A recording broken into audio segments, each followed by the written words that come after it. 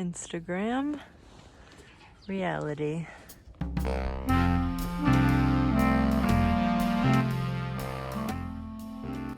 Hi friends, this is my channel Think Too Much. My name's Mackenzie. So Max and I got back from Switzerland a little over a week ago. I wanted to do a video just kind of like summarizing our trip there, partially, well, a lot for the memories because I want to be able to look back on it because it was a really amazing trip. And also just like as a guide, I don't know, if you're casually scrolling YouTube and you're considering a trip to Switzerland, hopefully this can offer some like tips and advice. Because yeah, we had such an amazing time. It seems like it'd be very difficult to have a bad time in Switzerland. I get the impression it's the kind of place that there's so much abundant natural beauty that it's just gonna be jaw-dropping anywhere you go. So if nothing else, let this be reassurance that you're gonna enjoy your trip to Switzerland. Assuming you have money for it, because it's really fucking expensive. When we were in Switzerland, we were there for 7 days. We went to Geneva, Lucerne, Wengen, and then back to Geneva because we flew into Geneva and out of Geneva. But anyway, we really enjoyed all of them. I think Lucerne and Wengen definitely took the cake in terms of like the coolest places. Geneva was like a cheap flight, seemed like a cool city, obviously a lot of international regard and like lots of history in terms of like international relations. So that was interesting. And then Lucerne, we chose that because it seemed like a really cool mix of like culture, city with like kind of Eastern influence, which I'd never seen before, and nature, because it's like right on Lake Lucerne and it's like surrounded by Alps, and it was gorgeous and the architecture was so cool. And then Wengen was just kind of our like pure nature option. We were like, how do we be on top of a hike and how do we be somewhere that's just like picturesque no matter where we walk? And that was Wengen, and it did not disappoint. In terms of places that we missed that you might want to consider, a lot of people told us we were mistaken for not going to Zermatt. It's where the Matterhorn is.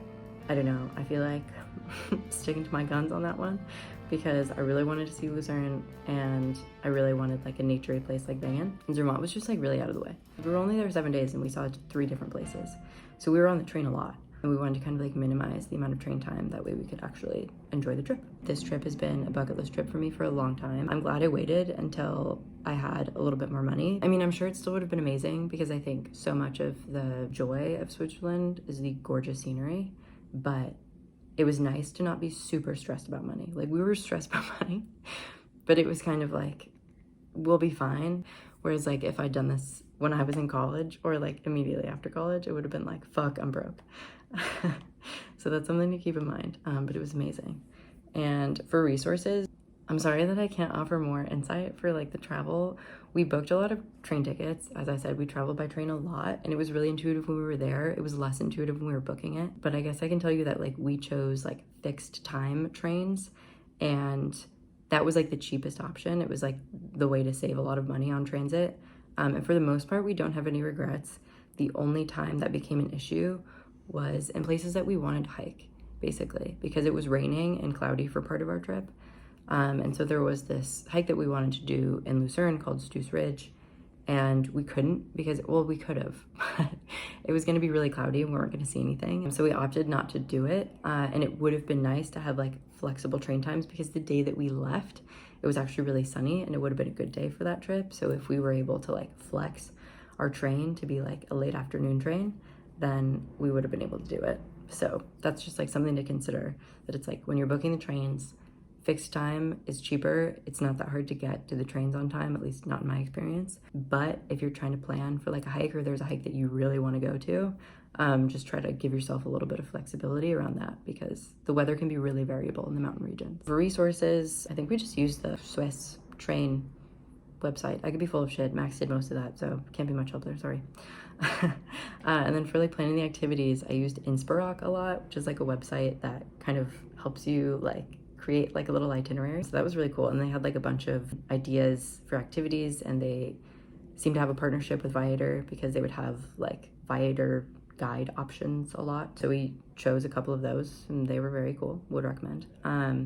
Yeah, so that was like good for kind of like trip inspo. And then once we were kind of getting closer and actually like nailing down what our literal plans were, I was using Pinterest a lot and I was using like blogs a lot because I didn't want to, if you use Inspirock, you'll see it's like, they just kind of auto-populate things, but they don't really give you like a sense of whether, you know, that's like a must-see thing or if you could pass it up. I think they can give you a sense of their popularity, but I thought the blogs were more helpful in terms of like, this is what you're gonna see.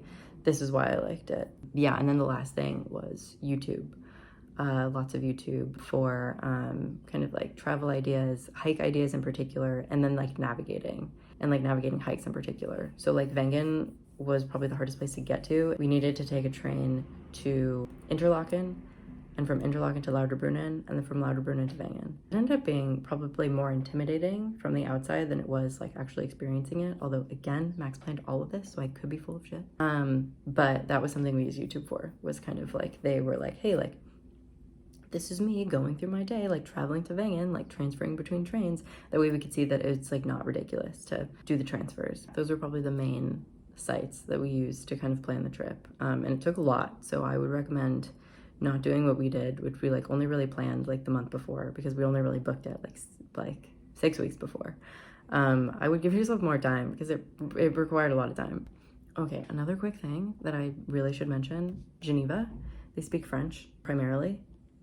People speak English, like honestly a lot of people speak English, but not as much as the other places, which was surprising, because Lucerne and Wengen are both like German speaking regions, and everyone spoke English. It was actually ridiculous, and it worked out because we can't speak German for shit, but literally everyone spoke English. I don't know if we were just going to like the most touristy places, but it really felt like you could go anywhere in these places and like whoever you ran into was going to speak English.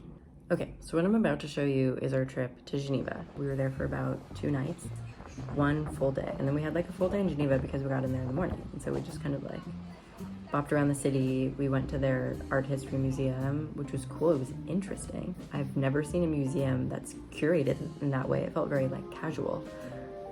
Also, they put a lot of trust in their tourists to like not touch shit, because it's really just like out in the middle of everything.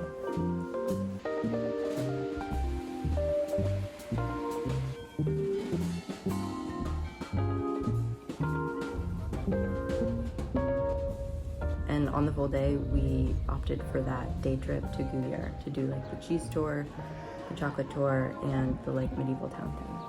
And like I said, don't regret it. It was so fun. I will say that like I don't do a lot of guided tours, and it is something else. Like the group of people that assemble for these tours, it was like such an interesting mix. And I'm gonna leave it at that because I want to be polite. Interesting mix, but a lot of fun and like very cool. I would say the highlight for this part of the trip was definitely the Gruyere tour, specifically the medieval town in Gruyere. Very cool. And for tips, like travel tips like to Switzerland, I would say Geneva's not a must-see for me, but still very cool. And get a pastry while you're there because they're so close to France and the pastries are really fucking good.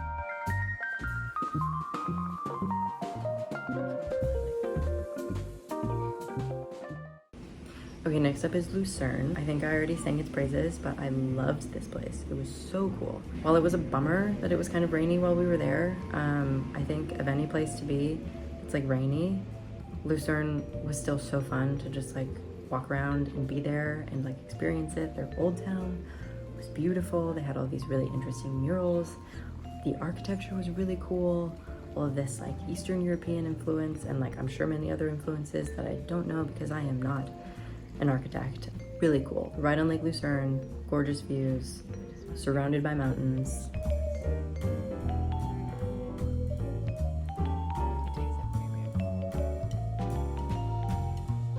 The city itself, I thought was really beautiful and offered a lot of like interesting cultural attractions. We saw their like mountain sculpture thing. We went to this like glacier garden. I don't know, we just kind of bopped around.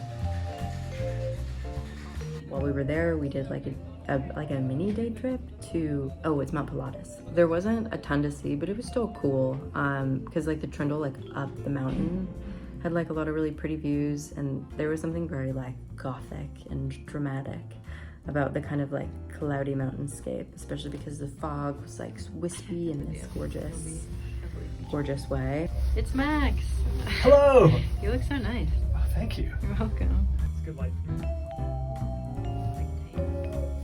my number one tip after going to Lucerne is that the weather is really variable in Switzerland, or I guess in the mountain regions of Switzerland. So just make sure you have backup options for activities if you're planning on doing a hike.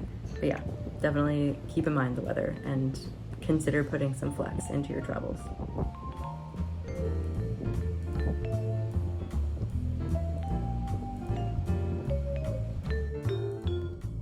Okay, last we have Wengen. This is our last little dive into the full force of Swiss nature, and it was gorgeous.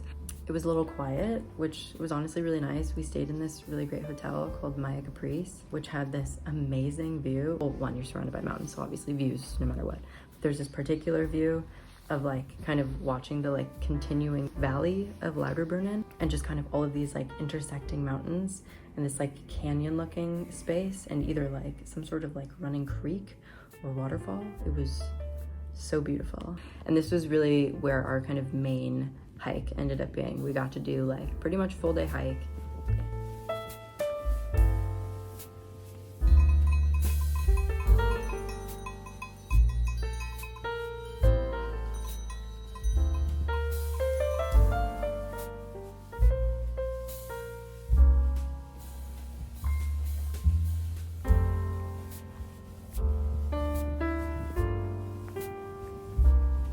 One thing to know, I guess about Wengen or about like your trip to Switzerland in general is like staying in a place like Wengen was really nice. And I think I recommend it over staying in like a Lauterbrunnen or a Grindelwald. I don't know if Max would agree with me, so definitely take it with like a grain of salt. But I really loved how quiet it was. We were, like I said, we were in Lauterbrunnen one afternoon and it was just like slammed with tourists, which was kind of like a bummer to see and participate in. I'm sorry, Switzerland. And it was nice to like have one part of the trip that was really not urban. I definitely would recommend like a place like Wengen. Okay, and that's it. That's our full Swiss trip. I hope this video offered some valuable tips or like even just like a kind of skeleton guide for how to structure your trip to Switzerland. Like I said, we really enjoyed ours, so feel free to just copy and paste this itinerary. I'm sure others have done it before. I'm assuming if you're watching this video, you want to go to Switzerland, so I hope you make it. I hope you have an amazing time. And yeah, if I made any stupid suggestions or just like boneheaded decisions and missed out on things in Switzerland, like definitely let me know, because I don't think this is going to be my last trip there. But yeah, thanks for watching. I will catch you in the next one.